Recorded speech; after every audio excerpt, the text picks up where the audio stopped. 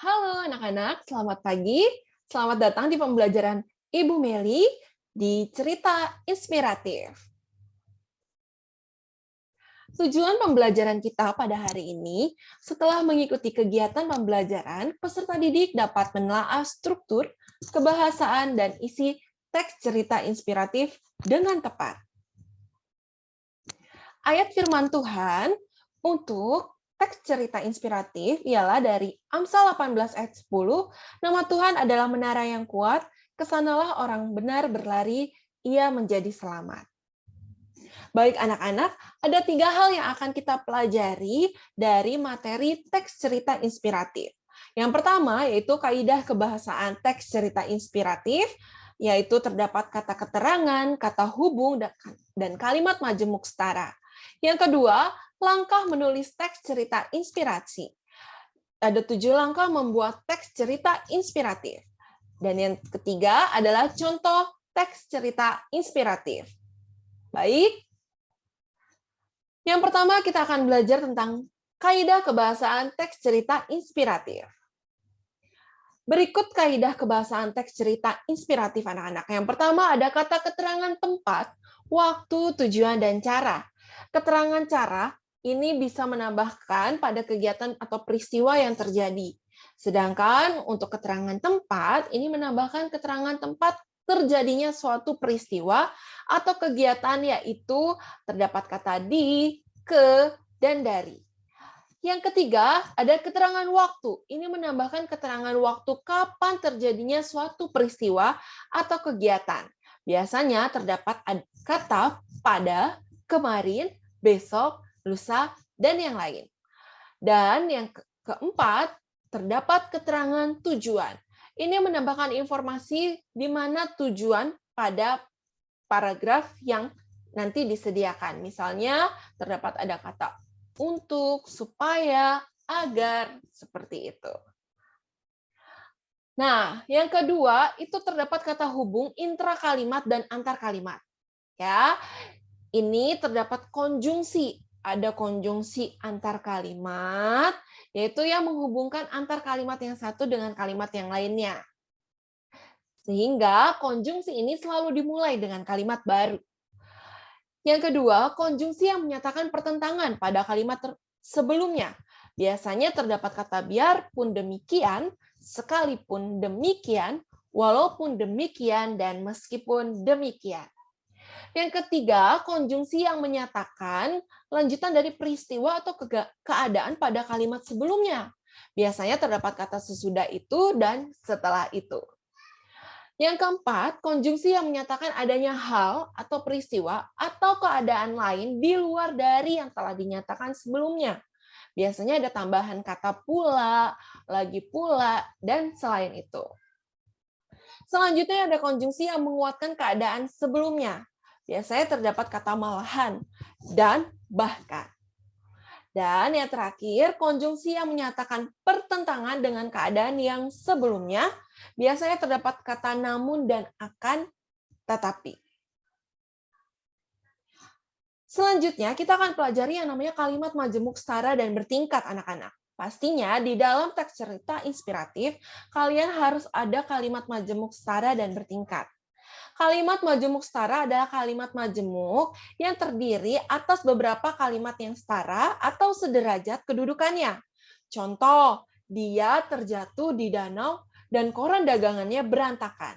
Perhatikan ya anak-anak, ada kalimat yang setara dalam satu kalimat.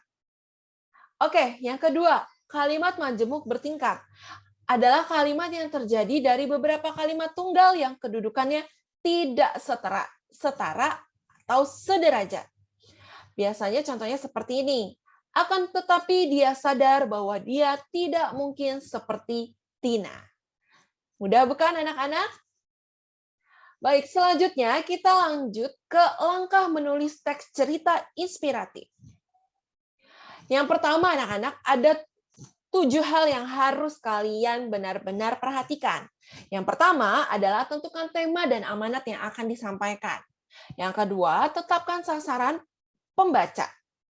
Yang ketiga, Rancang peristiwa-peristiwa utama yang akan ditampilkan dalam bentuk skema alur. Yang keempat, bagian peristiwa utama itu ke dalam bagian awal, perkembangan, dan akhir cerita. Yang kelima, rincian peristiwa-peristiwa utama ke dalam detail-detail peristiwa sebagai pendukung. Yang keenam, susun tokoh dan perwatakan, latar dan sudut pandangan. Yang terakhir, yang ketujuh, mengerti aturan tanda bacanya dalam kalimat tersebut. Baik anak-anak, Ibu Meli akan sajikan contoh cerita inspiratif. Ibu Meli akan bacakan untuk kita semua. Judulnya adalah Penebang Kayu. Suatu ketika, seorang pemuda yang sangat kuat meminta pekerjaan pada seorang saudagar kayu dan ia mendapatkannya. Upah yang ditawarkan sesuai keinginannya. Lokasi pekerjaannya pun dekat dengan rumahnya. Oleh karena itu, sang pemuda bertekad untuk bekerja dengan sungguh-sungguh. Akhirnya saudagar memberikan kapak yang menunjukkan area tempat penebangannya. Hari pertama penebang pohon membawa 21 batang pohon. Wah, hebat kamu, kuat sekali. Bisa membawa pulang kayu sebanyak ini dalam 1 hari, kata saudagar kayu yang merupakan atasannya sekarang. Termotivasi oleh perkataan itu, sang pemuda menebang kayu dengan usaha yang lebih keras keesokan harinya. Tetapi hari itu ia hanya membawa 17 batang pohon. Hari ketiga dia berusaha lebih keras lagi. Tetapi dia hanya bisa membawa 10 pohon. Hari demi hari pohonnya makin berkurang. Aku pasti telah kehilangan kekuatanku, pikir penebang kayu itu. Dia menghadap kepala saudagar kayu dan meminta maaf, mengatakan bahwa dia tidak mengerti apa yang sedang terjadi. Kapan terakhir kali kau mengasah kapak yang kau gunakan? Tanya bos itu. Mempertajam. Saya tidak punya waktu untuk mengasah kapak saya. Saya sangat sibuk mencoba menebang pohon. Terkadang bekerja keras sangat tidaklah cukup untuk mencapai kesuksesan. Kita juga harus bekerja dengan cerdas. Pemuda itu sebetulnya memiliki potensi yang hebat untuk memotong kayu. Sayangnya, ia tidak memiliki sikap yang tepat untuk dapat berhasil dalam tugas khusus ini. Melalui kerja keras dan sikap yang cerdas, tidak ada yang mustahil dalam hidup ini. Anak-anak, tadi sudah Ibu Meli bacakan cerita inspiratif tentang penebang kayu. Di sini sudah terlihat orientasinya, terdapat kata suatu ketika seorang pemuda yang sangat kuat. Biasanya di dalam orientasi itu terdiri dari pengenalan tokoh. Selanjutnya, anak-anak, terdapat perumitan peristiwa. Disinilah peristiwa yang benar-benar terjadi untuk melanjutkan ceritanya. Termotivasi oleh perkataan itu, sang pemuda menebang kayu dengan usaha yang lebih keras keesokan harinya. Jelas sekali ya anak-anak, di sini sudah mulai ada peristiwa yang terjadi.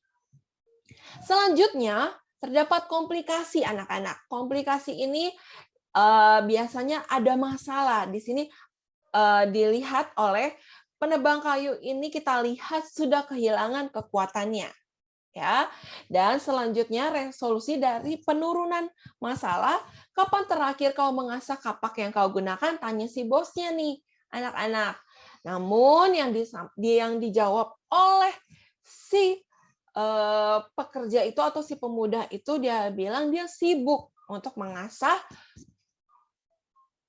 parangnya ya, kapaknya. Dan yang terakhir di sini sangat jelas ya anak-anak, terdapat koda. Ya, terkadang bekerja keras sangatlah tidak cukup. Ada pesan yang disampaikan dari teks cerita inspiratif ini. Mudah bukan anak-anak? Pasti semuanya sudah bisa. Baik anak-anak, kesimpulan dari pembelajaran kita pada hari ini ialah cerita inspiratif akan memberikan inspirasi bagi siapapun yang membacanya dan membuat para pembaca berpikir bahwa apa yang terlihat tidak mungkin ternyata masih mungkin untuk dilakukan jika ada niat dan usaha. Cerita inspiratif akan menggerakkan si pembaca untuk turut serta melakukan sesuatu agar menjadi sukses seperti cerita yang dibaca oleh pembaca. Terkadang cerita inspiratif akan sangat menyentuh hati pembacanya. Cerita inspiratif juga dibuat dengan tujuan menghibur sebagai pengisi waktu luang. Baik, sampai sini saja pembelajaran kita pada hari ini. Terima kasih telah menyimak anak-anak. Tuhan Yesus memberkati. Dadah.